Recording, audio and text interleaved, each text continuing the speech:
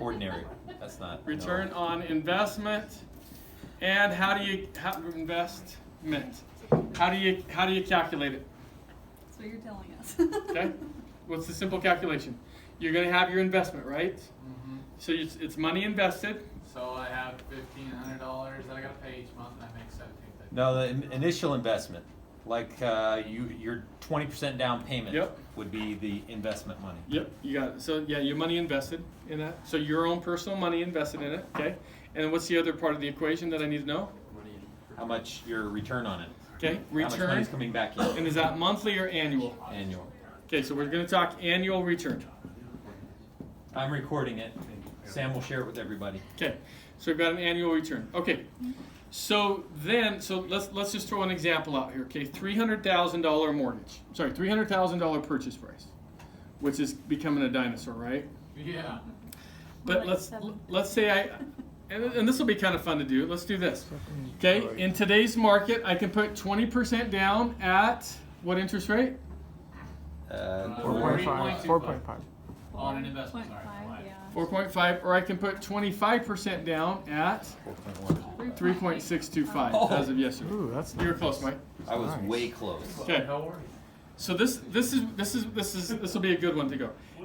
Am I better? Will I get a better return putting 20% down or 25% down? What do you That'll think? be interesting. 25. We can't just say automatically, because normally you would tell people, yeah, go put 25% down and you're going to get a better interest rate. But let's see. With this much of a spread, I'm going to bet your 25% is better. When we were talking like a quarter point, your 20% down was always a better return on your investment. Okay. So let's do a quick calculation here. So we're putting 60,000 down. We're borrowing 240,000. Okay. Now I could throw in 5,000 for closing costs or whatever. I'm not going to. I'm just going to leave that blank just for simplicity's sake. Okay. So 240,000 at 4.5. Oh, sorry. This is 20% is going to be 60,000. 25% is 75,000. 240 and 225 loan amount, right? Mm-hmm. Okay. So 240 is going to be the 4.5% rate on a 30-year term. Gives me a principal interest of 1216, right? Mm-hmm. Okay. Let's just say $60 for insurance, and let's go. 150. Yeah, let's go 150 for taxes. Okay. So 225 is going to be at 3.625, 30-year term. So that's going to be 1,026 and 60 and 150. Everybody know where I'm getting these numbers, right? Yeah. Anybody? From the calculator. Just the calculator. Yep. I'm just doing the loan amount at the interest rate. Okay. 1216 plus 60 plus 150 gives me 1426. 1026 plus 60 plus 150 gives me 1236. Here's the insane thing. What can I run a $300,000 home out for right now? 15, 1800. $2,000. Yeah, easily 1,800. Yeah. Okay, let's just go 1,800. Do you guys see why there's a shortage of homes right now? Yeah. Okay. 2 years ago, with higher rates and lower rents, I mean, usually we were lucky to break even. I mean, these guys are coming in, they're buying a home. So right now, on 300,000, what's my profit? 1,800 minus 1426. So I have 374. And then here I have 1,800 minus 1236. So I have 564. Now remember, we have to annualize the return. So I'm going to go 564 times 12 is 6,768. 374 times 12 is 4,488. Okay? And then all I'm going to do is, on this one, my investment is what? 60. 60,000. Divide by 6. And over here, 75. 75,000. Somebody do the math, please. You have my calculator. I'm holding a phone. I only have Okay. one hand. 7.48. You have. What's it over here? That's how long it takes to recoup? Nope. What This is is your this? What's your That's your return. 9.02. Percentage. Okay. So just a quick rule of thumb right here. What's the better ROI? The 25% 25% down. because the rates are there's such a spread in the rates. Okay, Lower rates at 2 years ago on investments, so that time I was only doing streamlined, so I have no idea. they were over 4%. I mean, we're probably 4.5 to 5%. But the difference between 20 and 25% has always been minuscule, usually like a quarter point. Now it's insane. Okay. All right. Now, is that the only thing they're making 4,488? No. Okay. So let's talk about all the other things. Okay. This is the cool thing about real estate. Okay. So number one, you're going to have your monthly drip overage is what I was going to call it. Drip works too. Okay. You have your monthly overage. All right. Assuming you have it rented full time. Now, my rentals, knock on wood, I think I've missed 2 months of no rent payments in the last 7 or 8 years. How's your rentals been? Good. Awesome. Talking with a client yesterday morning, he's thinking about buying her. He's like, you know, as hard as it is to buy right now, it's harder to rent, is what he's telling me. Okay? All right. So you have your monthly overage. Okay, what else? What other profits are you getting? Depreciation. Equity's going up, appreciation. Okay, I've got equity. Okay, Taxes. I've got depreciation. You have the pay down from your principal payments. I've got the principal. And it seems like there was one more. Oh, it's just 4. Was it just the 4? Okay. All right, very good. So the monthly overage now, which one should I go with? Should we go with the 75? 9.02. Yeah. Okay. So I've got 6,768. Okay. All based on $75,000. Okay. Equity. What percent appreciation should we figure in? 3. 3%. We just go 3%, which is 9,000. Actually really low, but Average or last 10 years or something like it's that? been higher than that actually. But let's go $9,000 in equity. Okay. Okay. Then you got depreciation. Are you missing the best part, kid? I know. I gotta go call somebody. It's all good. I wish I could stay. It's all good. I have it recorded. Depreciation. What tax bracket are we going to talk? What? 22.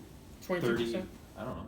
33%? 33. Yeah. Or should we go from a high net worth person? No, don't go high enough. Okay. I want to know like who your average person. Yeah. Okay, so let's go 22%. So we're going to go depreciation. How about me, not you? So Riley's at, I'm getting confused, 27 and a half years on Yeah. a home? It's 27 and a half depreciation, okay.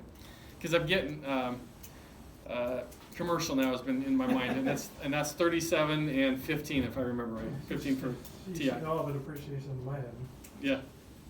Okay, so 300,000, divide that by, did we say 27 and a half? Yeah. Divide by 27.5, gives me 10,909, and my savings on that is 22%. 22% for federal and 5% for Utah, if you live in Utah, okay? So I'm at 27.5, so 10,909 times 27.5, 3 grand. that was dumb.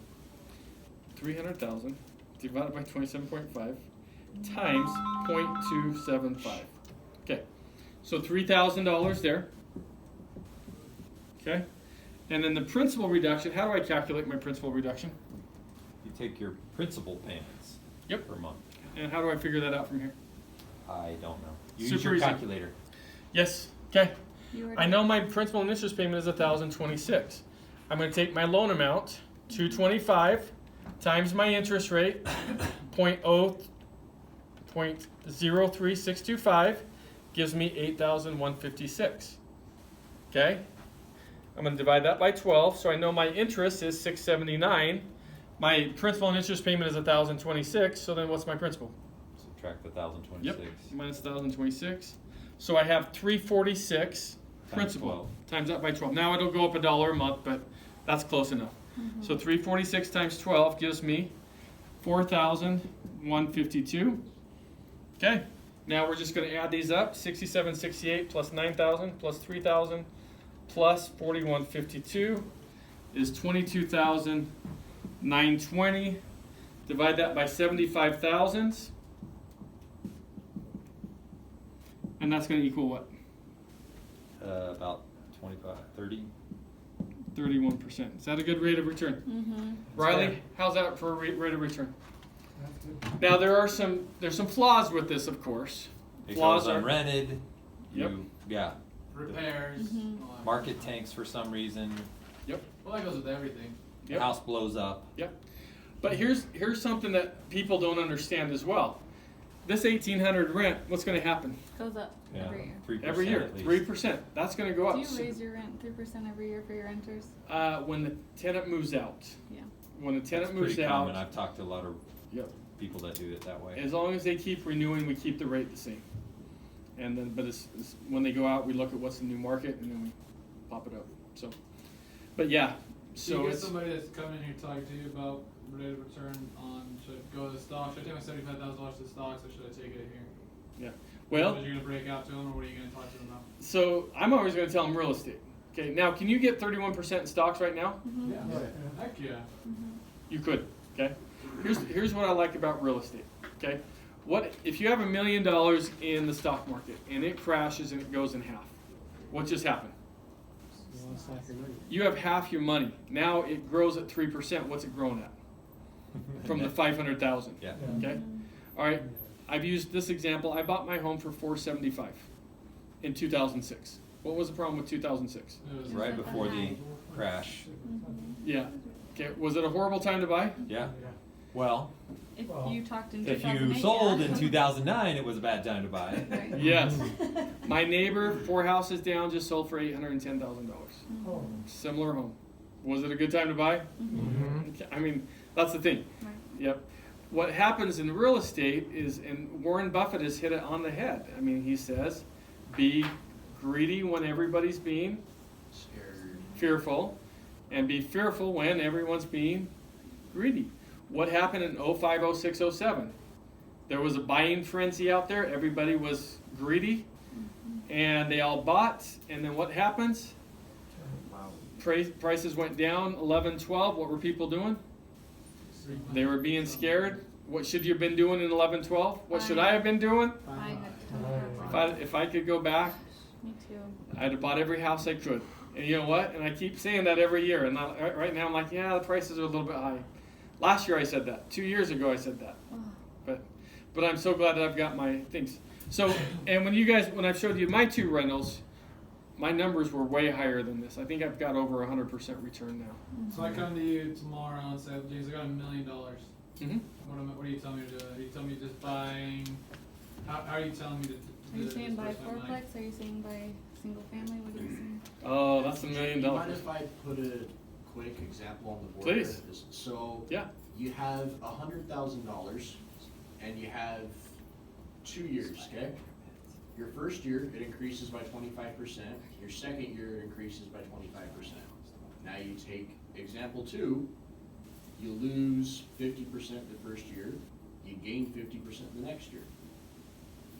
So, or sorry, you lose 25%. Never mind, I got my examples all mixed up. Anyways, the whole point, the whole thing about stocks, why they're bad, is because losing money always hurts you more than making money helps you. If you have $100,000, you lose 50% and then gain 50% on top of that, You're at you're at 75%. 75,000. Yeah. Whereas with real estate, that almost never happens. So here, I'm always going to plug real estate, okay? And I put my money where my mouth is. I mean, I'm going to own, what, $4 million worth of real estate here shortly? 4 or 5, no, probably closer to $5 million, okay? And that's where all my money is. Yeah, I've got 12,000 in Vanguard, okay? But everything else, it's either in cash or it's in real estate, okay? Yes, sir. Personal example. Mhm. Given time, Yep. how can you lose with real estate? Mhm. I know some people that invested and pulled out in a year or two because they said it didn't happen. And I bought at the same time as them and waited 5, 6 years and totally different outlook. Everybody that sold in 11, 12 are telling you never get into real estate. Okay, but had they held on a little bit longer, okay, let's go to Lane's question. Okay, I have $1 million and I can get a 40% return in the stock market or I can get a 30% return in real estate. What do I want to do? Still do real estate. Why? Long term? I've always learned real estate because you're gonna get your drip. You're gonna be able to get money per month, which means obviously there's stocks to pay out dividends, but your dividends are nowhere near what you're. Yeah. You got to be careful. You got to buy the real estate in the right area. You don't go buy in Yep. rural area that's dependent on one industry, right? Yep. Because if that industry goes south, your investment goes south with it. Here in Utah Valley, where there's thousands and thousands of businesses, it's a good area to buy. Awesome. Let me tell you one huge thing. Lane has $1 million. Okay, he goes puts that in the stock market. What's his portfolio on day one? $1 million. Yeah. Okay, he goes and buys. How much real estate can he buy? You could probably buy. Well, it depends on his. You can leverage your money, Yeah. but. How much down payments? 20%. Yeah, Twenty down percent payments. on $4 million homes. Is it $4 million, or can he buy $5 million? He could buy 10 properties, conventional, Okay. Yeah. and put a renter in every one. Yep. You're spreading out your risk because you got Yep. 10 properties Yep. that could, Yep. one or two of them might go unrented Yep. after a while, but Yep. for the most part, you're spreading your risk out. But now he's got $5 million that's appreciating, not $1 million. You see the power of the leverage? That's huge right there. So that's why not only do I make money if someone invests in real estate, but I believe in it. I'm selling a product that I believe in. So. The other problem with stocks is the only way you make money is if you liquidate. Mhm. Whereas with rental properties, you can make money that you don't have to liquidate, you get it from the rental income.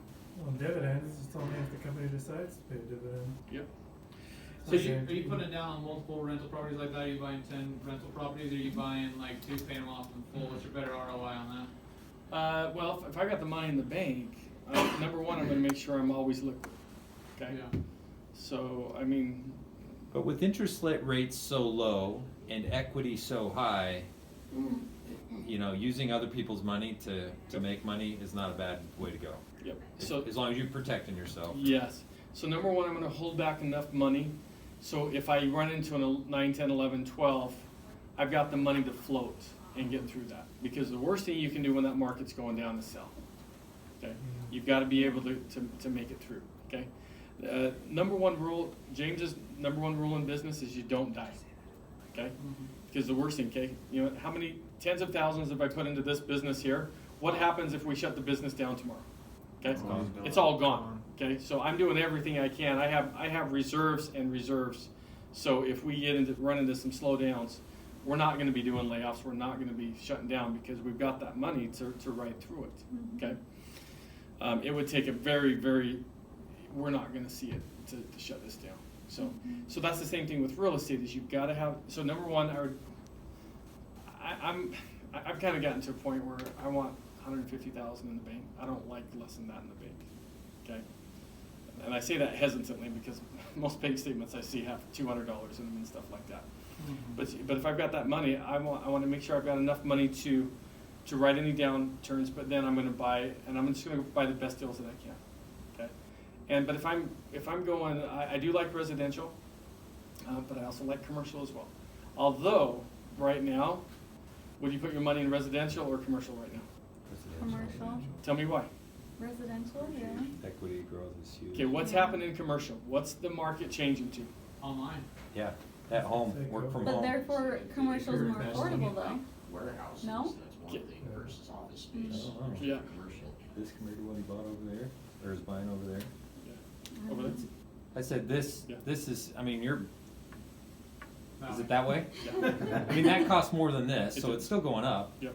Yeah. Can't I mean- can't get rid of hospitals or certain things, right? There's certain things, but there is a lot of commercial space. There's you see the strip malls and the malls and stuff. I mean, those guys Ghost towns. They're So I gonna have get killed. I have a rental property right now Yes. that I probably have 150,000, some 200,000 in equity in on Yep. it. I want to buy a triplex or quadplex or something with multiple doors. Where should I sell out and do that, or should So I keep? Lane, you're still young. My advice is to do exactly what you did. House hops. You moved into a home, bought it, got it nice, lived in it for at least a year. Go buy your next house. Get rid of your mortgage insurance is what I'm going to tell you first, before you move to the next house. Because what happens if you buy a home with 5% down a year later, you buy another one, you still got mortgage insurance. Now that's an investment. It does not drop off at 20%. So if I were in Lane's shoes, where I'm still young, I'm looking at house. It never drops off. So, It may or may not. Either 50%, maybe 65%, or maybe not at all. Wow. Okay. I didn't know that. so what if you, like Lane's situation, but he wants to stay in his current, like me, I also have a rental property with a ton of equity. Yep. Is it beneficial to cash out of that for a down payment for Absolutely. another property? Yes. investment. If you can buy the right property, oh yeah. Now, how do you know it's the right property? I don't know. You don't. Oh, Yeah. But you know, another thing, and this is, I've always kind of hated agents for this reason, because they'll tell you to, let's say you can rent it out, your payment is $1,200, but you can only rent it out for $1,100. An agent's still going to tell you to buy it because, hey, in 3 years, you're going to be able to get the rent up. I don't like that logic. I want to be cash flow positive from the get-go, okay? Now, if I'd have taken that advice 3 years ago, 4 years ago, and bought every house I could have, I actually would have, I wish I had agents that took a gun to my head and said, go buy these homes, because we would be doing really good. You know, anybody that bought, 2, 3, 4 years. So I know you talk about the 15-year rule, right? Like if you can break even on a 15-year mortgage, but if you're my age, 30, would you say whatever, go 30? Yeah, because You in can this break even at in that this point? scenario today, this payment would actually be close to a 15-year, and with these low rates, you can actually do it. I would never go with a 15-year. Well, sorry, I would never advise, because I do 15s on my own stuff, but I'm in a different income Right. category. So are you, I guess that kind of depends on your goal too. Are you looking to buy for cash flow or for appreciation? Because Utah's market sucks for cash flow, but it's great for appreciation. Right. I'm a little different. Are you asking me in general, or I'm just in asking me? general. Because if I was looking for cash flow, I'd buy it on the east half, not in Utah. Yeah, there's pros and there's cons. Obviously, we want to buy in here in Utah. Let me tell you the reason I love Wasatch. I think somebody talked about this, but the Wasatch Front to me is one of the most secure areas in the country, world, not really. just Should be country. San Jose Valley in the next couple of years. Yeah, I just think, I mean, nobody can predict the future. Could it be a ghost town in 20 years? Yeah, but I mean, just all the predictors are. This is Yeah. this is the place to be and stuff like that. So that's what I like about there, about here.